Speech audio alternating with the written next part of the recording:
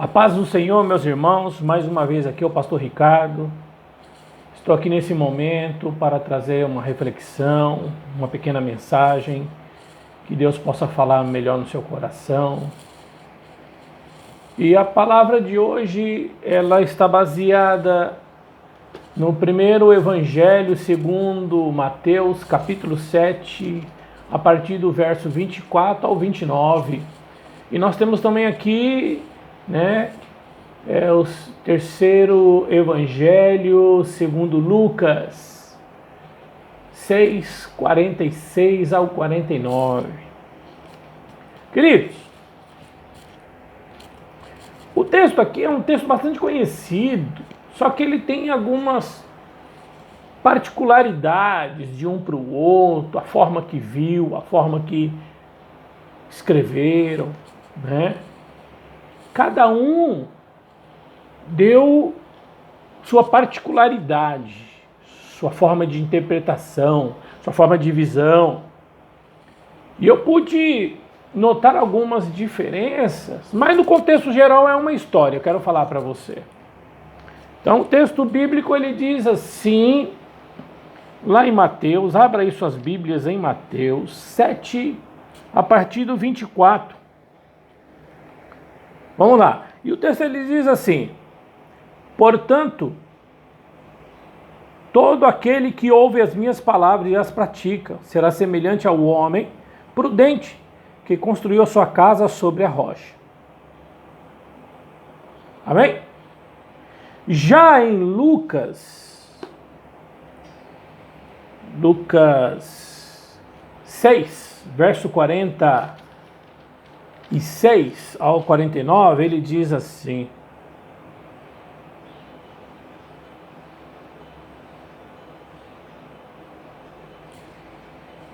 por que me chamas Senhor, se não faz o que eu mando? A qualquer que vem a mim, ouve as minhas palavras e a pratica, eu mostrarei a quem é semelhante. É semelhante ao homem que construiu a sua casa, cavou bem fundo e lançou o alicerce sobre a rocha. Vindo a enchente, bateu com força contra aquela casa e não a pôde abalar, porque estava construída sobre a rocha. O que, porém, ouve e não pratica é semelhante ao homem que constrói uma casa sobre a terra, sobre a areia, sem alicerce. Quando a corrente bate com força contra aquela casa, ela logo cai e foi completamente destruída, ou foi a destruição. O texto aqui, meus amados irmãos, fala a respeito de dois personagens, dois homens segundo o texto bíblico, dois homens que tinham duas qualidades diferenciadas. Uma era o prudente e o outro era o insensato. A história nos narra um caminho de escolha, um caminho. A parábola que Jesus narra aqui, o texto diz a respeito de dois homens que edificam a casa. O texto fala sobre a importância de aplicarmos os fundamentos da palavra de Deus em nossas vidas.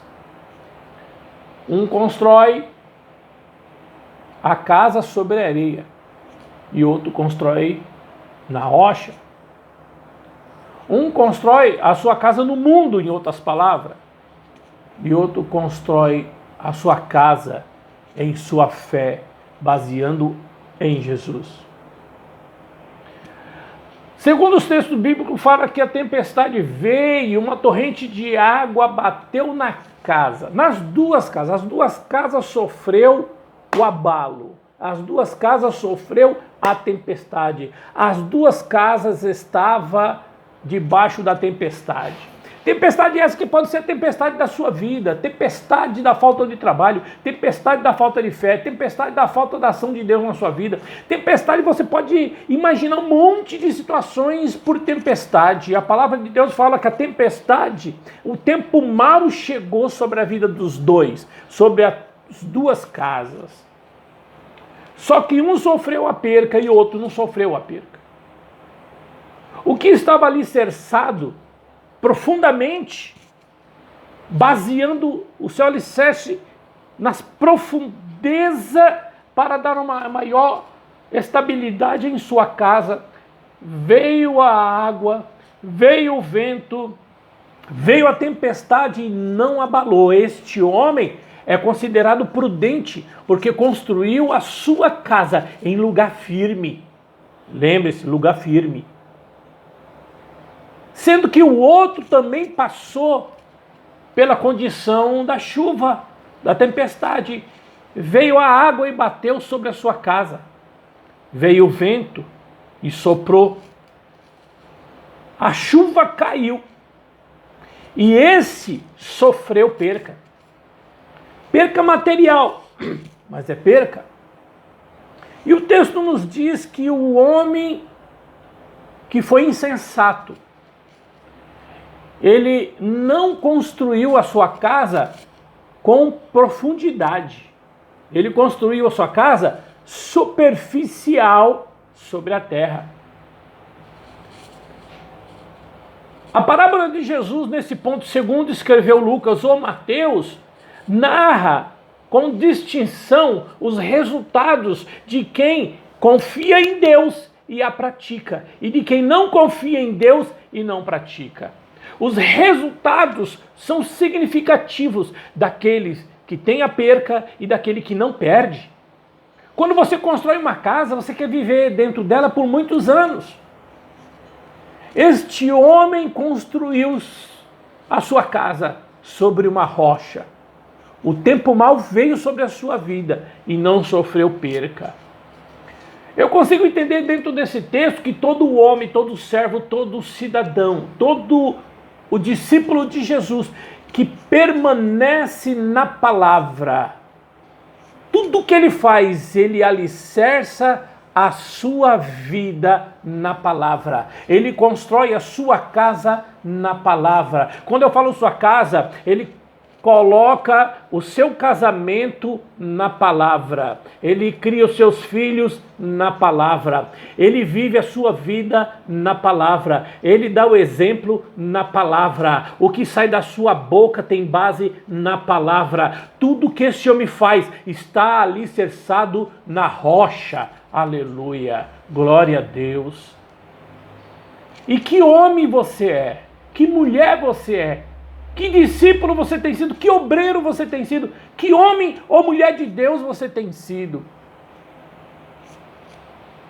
Se ainda você não sofreu nenhuma perca, glória a Deus, isso significa que você está alicerçado sobre a rocha. Mas e se você sofreu perca? Por exemplo, tem muitas pessoas que falam, ganhei um carro. Deus me deu um carro. Deixa eu falar uma coisa para você. Se você fez prestação de um carro e falou que Deus te deu, peça a Deus para Ele conservar você no trabalho. Porque se você perder o trabalho, você perdeu o carro. Quantas vezes tem pessoas que comentam e dizem, eu ganhei uma casa. Na verdade, a pessoa foi lá, fez o financiamento, né? Deus abençoou para ele conquistar uma casa e fala que foi Deus que deu. Não, meu irmão. Deus te abençoou para você conquistar. Deus te deu as condições para você conquistar o seu bem.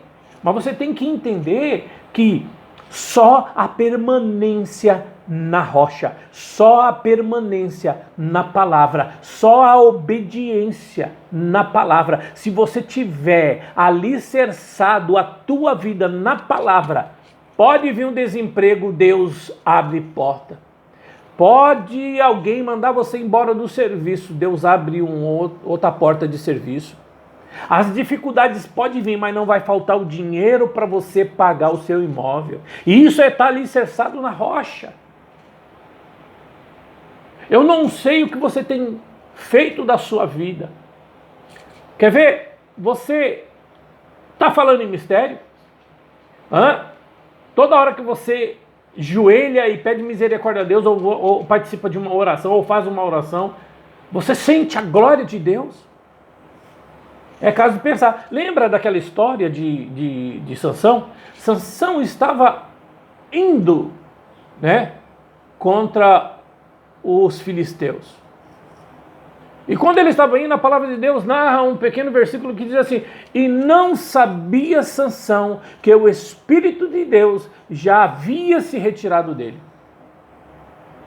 Para o homem que é cheio de Deus, cheio da graça, se o Espírito Santo de Deus sair dele é uma desgraça, desculpa essa palavra, mas é uma desgraça. Sabe por quê? Porque a sua vida já está quase 100% derrotada, sem a presença de Deus, sem a presença do Espírito Santo. Por isso que nós temos que começar de novo até chegar a mais idade, até chegar à velhice. Precisamos estar alicerçados na rocha, porque vai vir a tempestade da vida. Vai vir as consequências da vida tentando nos surpreender. Mas uma vez alicerçado, nada, nenhum mal vai vir sobre a minha tenda. Você sabe, meus amados irmãos, eu tenho um texto aqui que eu coloquei aqui. Eu quero poder então estar narrando e finalizando esse texto. Aqui diz assim, ó: a casa do insensato não foi capaz de resistir às intempéries do tempo, mas a casa que foi edificada na rocha conseguiu se manter mediante ao tempo ruim. As duas casas passaram pela tormenta. Lá em João 16:33, ele dá uma ideia. No mundo, como é mesmo? No mundo tereis aflição. Aí Jesus olha para você e para mim e diz: eu venci o mundo. Em outras palavras, ele está dizendo: eu venci. E vós sois vencedores por Jesus Cristo. Se eu colocar no meu coração que eu já venci todo o mal da minha vida, baseando-me em Jesus, eu tenho certeza, pode vir o mal que tiver, não vai me abalar. Não vai me abalar. Eu preciso colocar isso no meu coração, viver a liberdade que Cristo nos deu. Está alicerçado na rocha, quer dizer, não sofrer nenhum abalo. Pode vir o cão, pode vir as hostes demoníacas, pode vir o mal, pode vir a doença, pode vir o que tiver de vir, mas no nome de Jesus, uma vez alicerçado, o mal não tem poder sobre mim, não tem poder sobre a minha casa, não tem poder sobre os meus filhos, não tem poder sobre as minhas finanças, não tem poder sobre nada daquilo que eu coloquei na mão do Senhor, porque eu estou alicerçado nele, aleluia. Aleluia, glória a Deus, aleluia. Eu estou alicerçado na rocha, e uma vez na rocha, nada pode me abalar, aleluia, glória a Deus, nada pode me abalar. Oh, rabacanabias tergarábias. Nada pode me abalar, aleluia, nada. Jesus me libertou, sou livre deste mal, Ele me comprou, eu estou livre, livre para voar, livre para decolar sentido ao céu, livre para fazer as proezas de Deus, livre para andar por sobre as águas, livre para ver o mal passar ao meu lado, da minha esquerda, na minha direita, mas não atingir os meus, não atingir a minha esposa, não atingir os meus filhos, não atingir a minha pessoa. Sabe por quê? Estou alicerçado na rocha. Aleluia, glória a Deus. E aí? E o seu alicerce? Está alicerçado aonde? Se você fica nervoso, se você fica chateado, se você não consegue dominar o seu temperamento, se o pastor te chama atenção, te bota de banco, se alguma coisa acontece a nível espiritual e você acha ruim, você já quer sair da igreja e tudo para você é motivo de desistir, de parar, deixa eu falar uma coisa para você, crente. Olha aqui no meu olho, olha. Ó. Viu? Você não está alicerçado na rocha. Eita, glória a Deus, aleluia! Essa é a hora de você se alicerçar. Nunca é tarde para recomeçar. Comece, deixe Deus trabalhar na sua vida, aleluia. Deixa Deus entrar no teu coração. Deixa Deus ser o baldrame, as brocas, a sapata do seu alicerce, calçado a sua casa, para que a sua casa possa estar firme, introduzida na rocha, cheio da graça, cheio do Espírito Santo de Deus. Eu quero dizer uma coisa para você, crente, que Deus já está falando contigo. Abra o olho, porque a sua estrutura tem que estar firme e alicerçada no Rei dos Reis e Senhor dos Senhores. Aleluia, glória a Deus, glória a Deus, aleluia. Espero aqui, meus amados irmãos, que essa palavra venha falar tremendamente com você. Espero que você analise o alicerce da sua casa. Às vezes vem a tempestade da vida e você se abala, até sair da igreja. Eu já vi gente dizer que vai mudar de igreja porque quer uma igreja mais light. Só porque o pastor é mais enérgico, o pastor chega e fala, a verdade é essa. Lembra que a palavra de Deus fala que Deus